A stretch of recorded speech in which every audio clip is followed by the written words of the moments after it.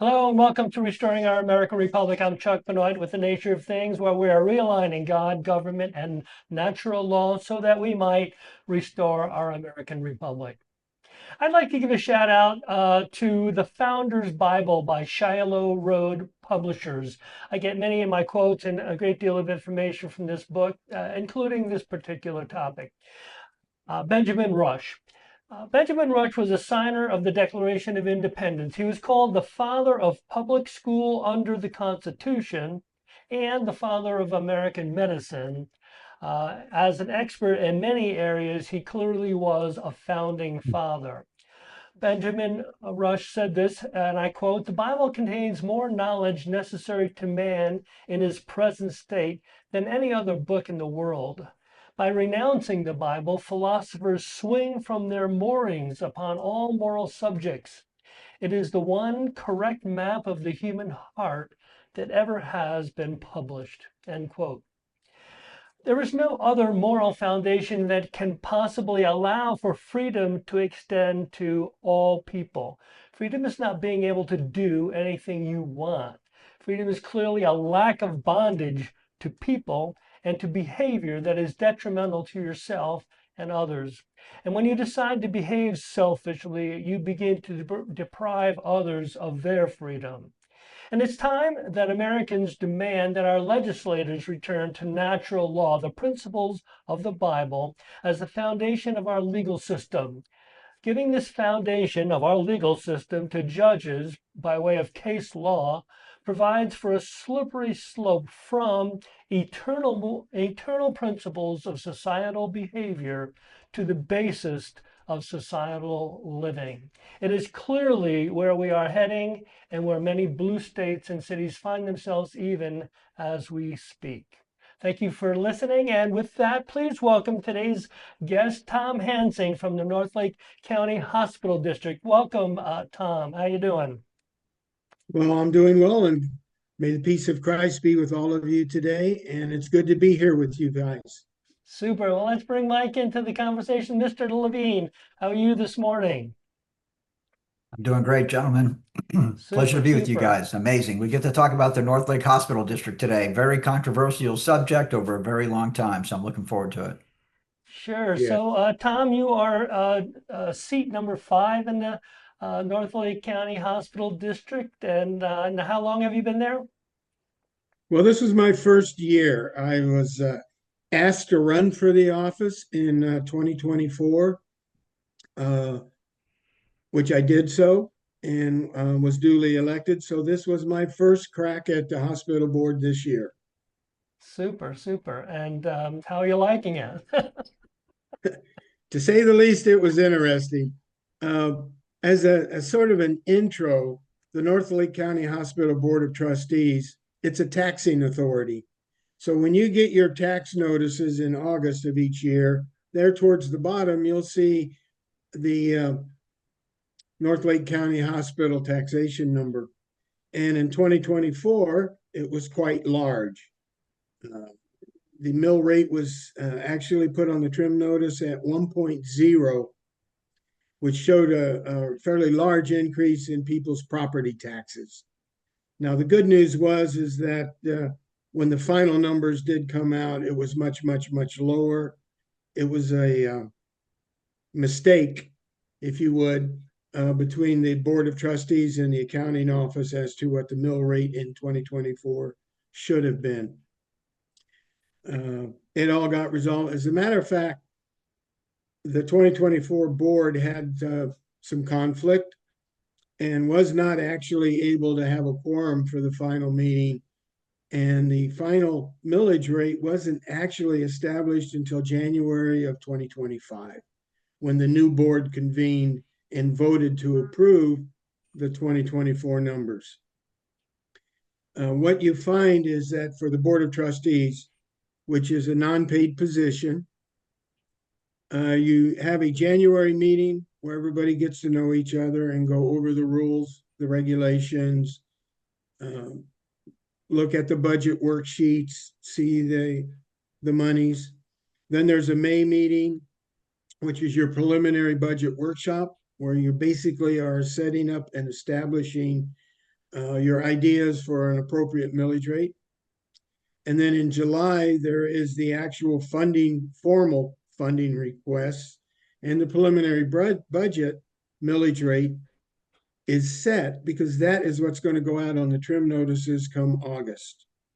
And that pretty much sets what the millage rate's going to be for the year. There's 2 meetings in September, and those meetings are really about how do you lower the millage rate if possible. Mike, you had a question? So what exactly does the North Lake Hospital District pay for? Hospitals will treat people that are unable to pay or have no insurance. And I am told that they vet all these people to ensure that they are legal citizens of our country. And I take a grain of salt with that statement. But that they're all legitimate and they are formally audited. And only after they've been formally audited and show that they've treated these people is money allocated to the hospitals.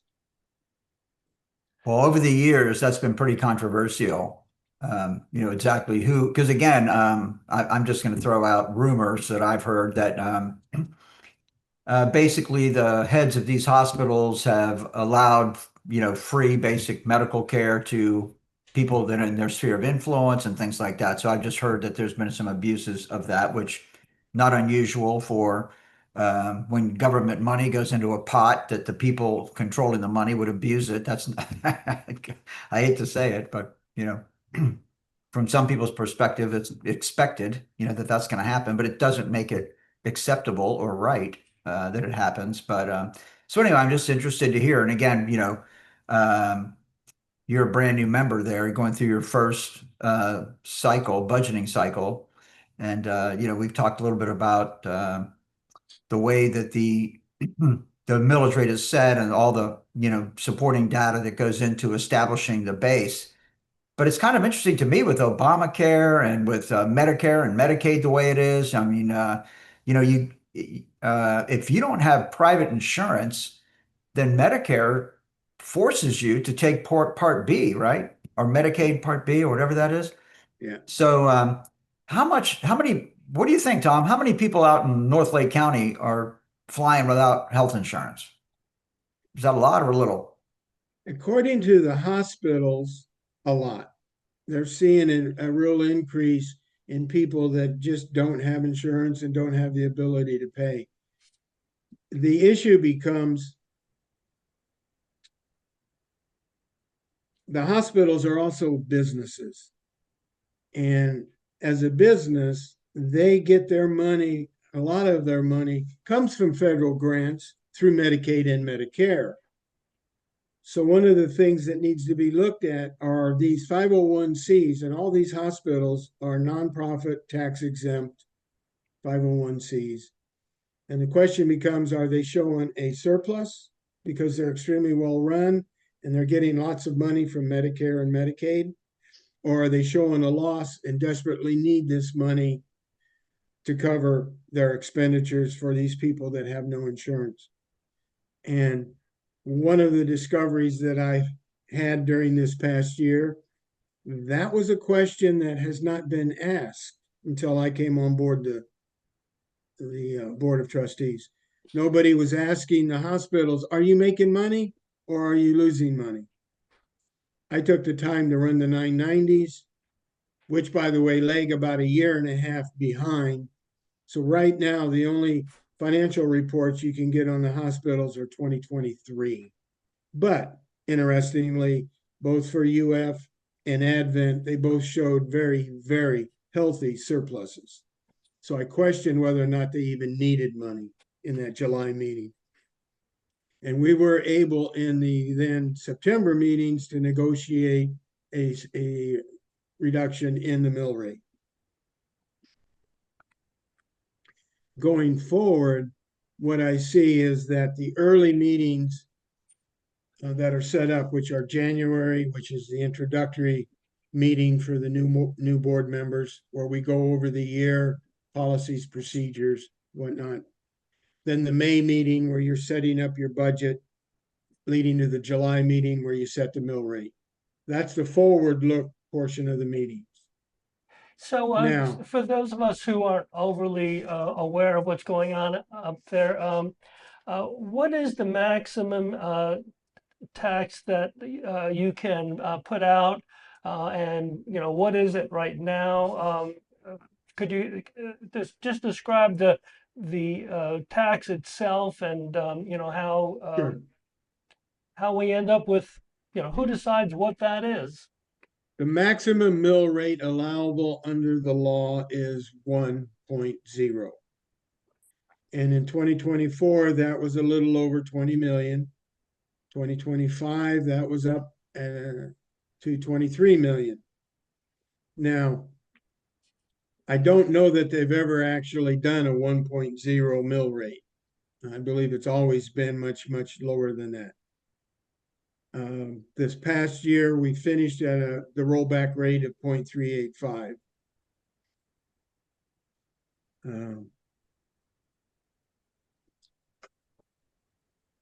From a monetary standpoint, there's the conflict of you want to give money to the hospitals that deserve it, but at the same time, you need to respect the taxpayers.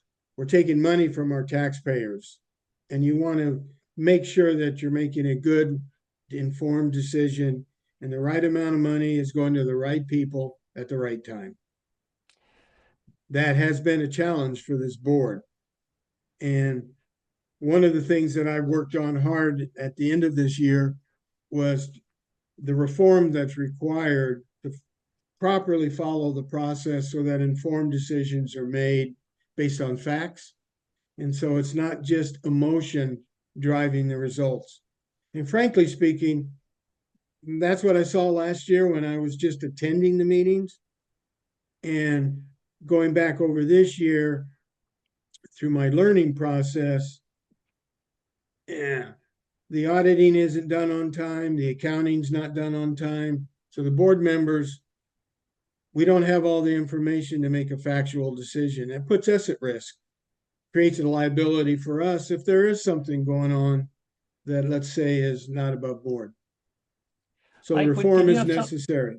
Yeah, Mike, did you have something you'd like to Yeah, I weigh have in a on? couple of things. Number one, Tom, Yes, sir. there has been times when the full 1 mil was levied, and you know, through the grapevine, they literally celebrated in the office in the meeting the day Wow. that the 1.0 millage rate was assigned in that particular accounting cycle. So yes, they will push that to 1 mil if you don't stop them. Okay, point number one. The second thing, Tom, tell us who are the recipients of this money. Like, for example, give us like how many organizations receive money, who are examples of them, and then I'd like to just talk about the whole process because it's impossible for you to know the level of stewardship that these medical providers have over their organizations without analyzing their actual books. Can you agree with that, Tom? Yeah. What I found, and it's to me is quite interesting. You have two very large hospital organizations, University of Florida Health and Advent. And they ask for about 70% of the money that goes into the mill rate. You then have LifeStream, who is the next largest, but much smaller than UF and Advent. And then you have a bunch of clinics, about 6 to 8 different clinics that are quite small. And they really do yeoman's work through these clinics. So you really focus on the two large hospitals, and you have to look at need versus want with those two. In the initial setting of this hospital board, I believe in the late 90s, those large hospitals were not in North Lake County, not in the Leesburg area. That all changed in the last couple of decades. And now you have quite large hospitals, UF and Advent, on the scene. And I think it's changed the dynamic. And it really needs that reform that says, what is your financial position and do you really need this money, this taxpayer money? There you go. So it's really an interesting subject, as you know. I mean, I've been around for a while here. So I think every 10 years legislatively, um, you have an opportunity. For example, when Larry Metz was our state representative, he attempted to dissolve the Lake County, North Lake County taxing district. There was a taxing district in South Lake County also, which was in fact dissolved. So, basically, like a good representative should, Larry Metz carried legislation attempting to dissolve the North Lake County Hospital District because his constituents wanted him to. So he attempted to get that done, and it became a ballot initiative. And of course, there was a major public awareness campaign um, supporting the North Lake Hospital District, and then it went on to the ballot, a referendum on the ballot, and voters in North Lake County voted to keep it. Hmm. So what happens is the legislation is extended for a decade. So that's been quite a few years ago that happened. So that'll be coming up again in the next few years. We really need to watch that closely to see, when does that legislation expire so that the legislature would have to renew it. But that's another opportunity. But until then, there's no opportunity to look at it again because it's legislatively mandated or provided for, appropriated that we have this taxing authority. And of course, it's incumbent upon the regulators, which is the North Lake County Hospital District, to manage all of that. But as we were talking about off air, managing these districts is a big deal. And, when people walk into these elected positions, seat 1 through 5, a lot of times, people just kind of behave under the assumption that all of the regulatory documents and all that stuff is kind of okay. And, there's not a strong review of the documents that would delineate exactly how the organization would function, because it's a volunteer job, for number one. Yeah. So basically, it's kind of like being the president of the Chamber of Commerce. You kind of show up, and if everybody's happy and celebrating and getting their coffee and donuts, and everything's fine. But anyway, so why don't you just give us a little bit of a rundown on, now that you've got a little bit of experience under your belt, what do you see for next year? How do you see the next accounting cycle rolling out, and will there be anything different next year than there was this year, Tom? Yeah, let me point out, because we started the year and the accounting people, the attorneys gave us a budget worksheet showing our fund balance to start the year. It was very helpful. That was not present in the July meeting, so we were short data. And then we came into the September 11th meeting, and they showed a fund balance of $2.9 million to end the year. But to begin the year, which is one day later, they were showing a 500,000. And that caused a lot of concern with me, because where'd the $2.4 million go? Well, it had been distributed, is what I was told. But the audit reports hadn't been completed on time, so they couldn't completely verify it. By the time the package came out for our final September 25th scheduled meeting, that fund balance went up significantly to 1.1 million. At that point in time, it all came to me that the auditing wasn't being done correctly on time. I won't say correctly, but on time. The accounting, therefore, wasn't being done on time. So important data was missing from the board. So I managed to get their attention because of not showing up for the 25th. That caused them not to have a quorum. So they made sure they got all the data done. They rescheduled the meeting. I attended, and we came to an agreement that going forward into 2026, those first 3 meetings of the year are going to be, all the data is going to be done. Things should be done on a quarterly basis, as we talked offline, Mike, so that when we meet, we have the data in front of us. We ask the questions of the hospitals as to what's your financial position? What are you projecting forward? I asked the CFO of UF Health when I had a meeting with him, what's your financial projections for 2026 for North Lake County? I want to know how well your business is doing. They agreed to cooperate. I don't quite have that same agreement with Advent yet, but I'm working on it.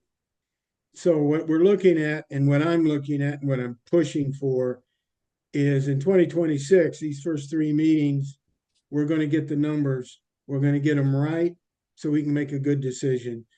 So the last 2 meetings of the year really just become, what can we do to lower it a little more?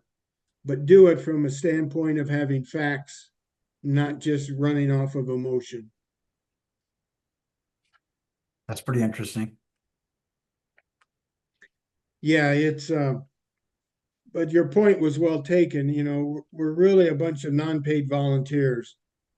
So what I've seen is we've had some really well-meaning people, but they don't necessarily have a business background. And there's no staff, right? Correct. There's no staff. So what you have is an attorney, right? You have an attorney and they're paid, right? Correct. Okay. And then you've got the auditing company, which is the accounting side of it. So you have legal and accounting, but no staff. So there's nobody, like, for example, for you to request, like, for example, these are 501c organizations, the hospitals are. So their numbers are public, right, Tom? Yeah, but they lag behind by a year and a half.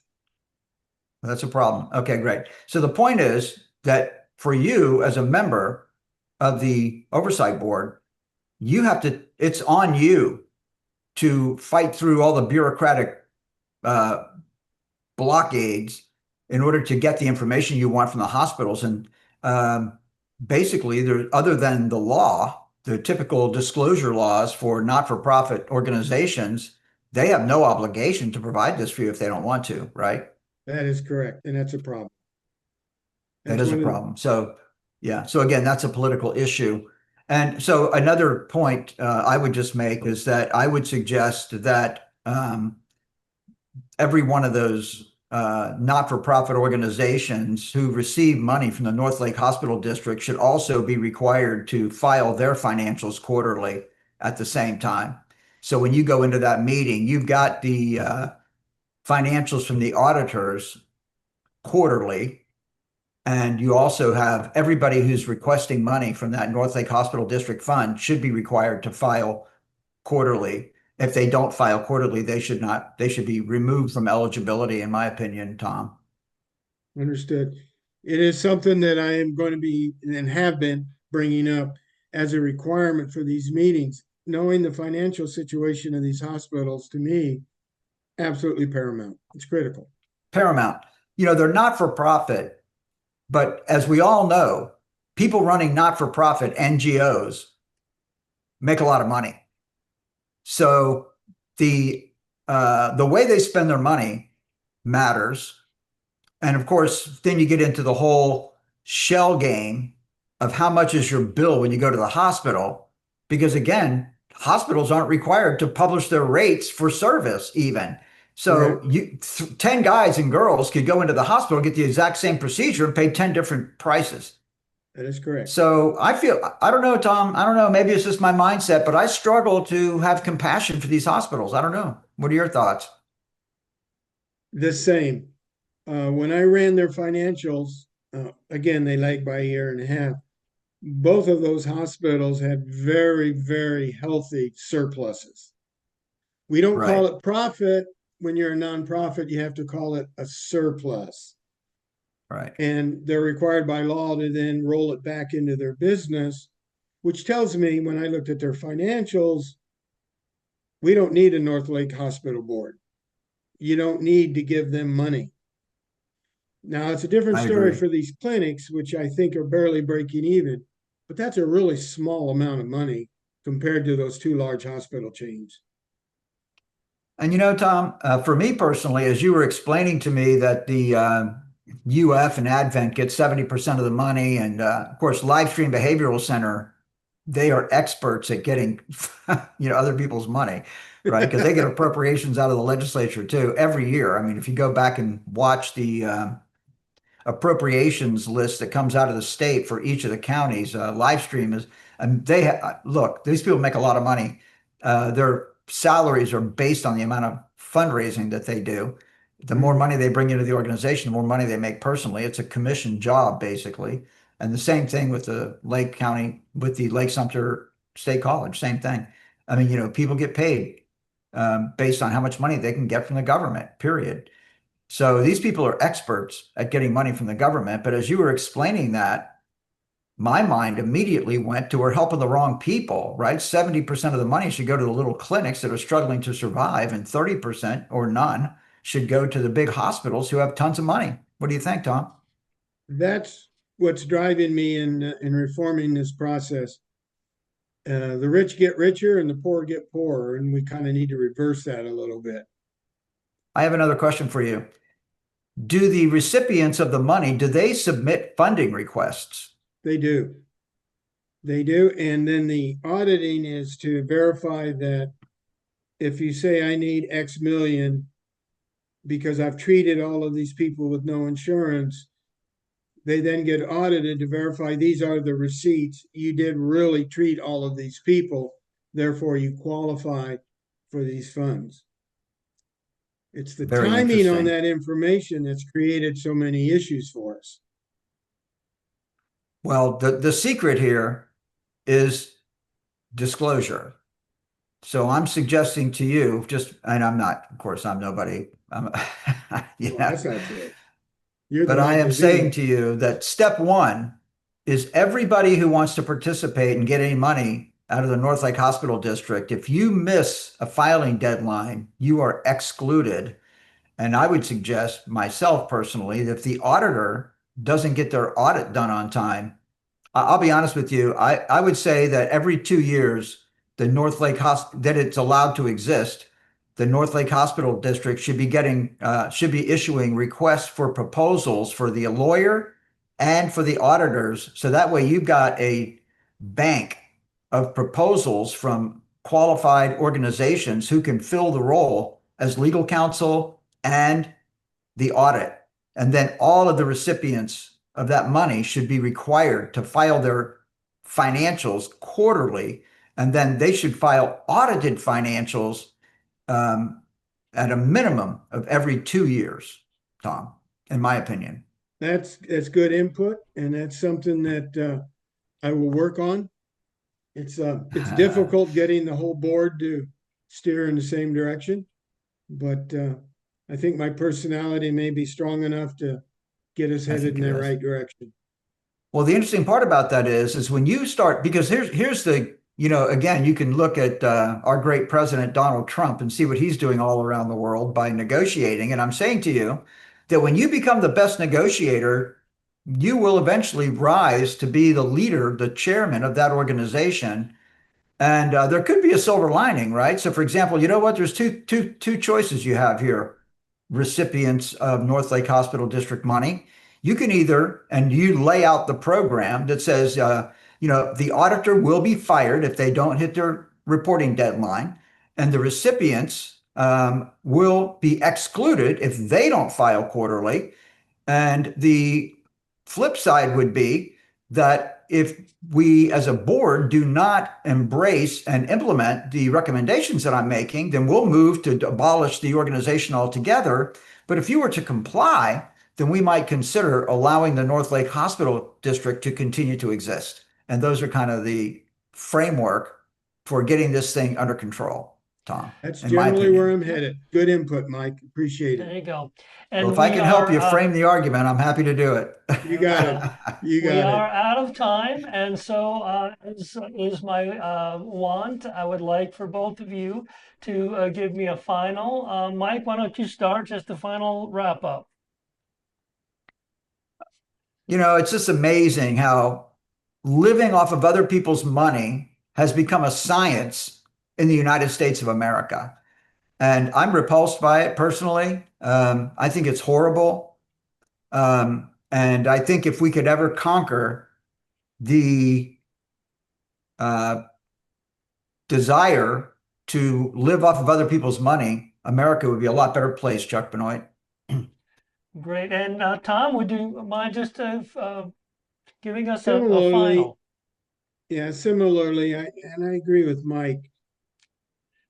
They're treating taxpayer money like it's free money. Just send it out there. That's what it's there for. Give it away. And that's the wrong concept. That's the wrong philosophy. You need to give based on merit. And that's what's important. They've earned it, they deserve it, you do it. If not, they need to be canceled. Well, thank you, And that's where Tom. I'm headed is Thank you so much, Tom. And thank you all yeah. for watching us here on our twice weekly live stream. Please follow us on Facebook at Restoring Our American Republic, or check us out on YouTube at Restoring Our American Republic ROAR. Please like and share this program. And remember, if you are unwilling to govern yourselves, you will be governed by tyrants. See you next time. And meanwhile, God bless you. God bless President Donald J. Trump. And God bless America.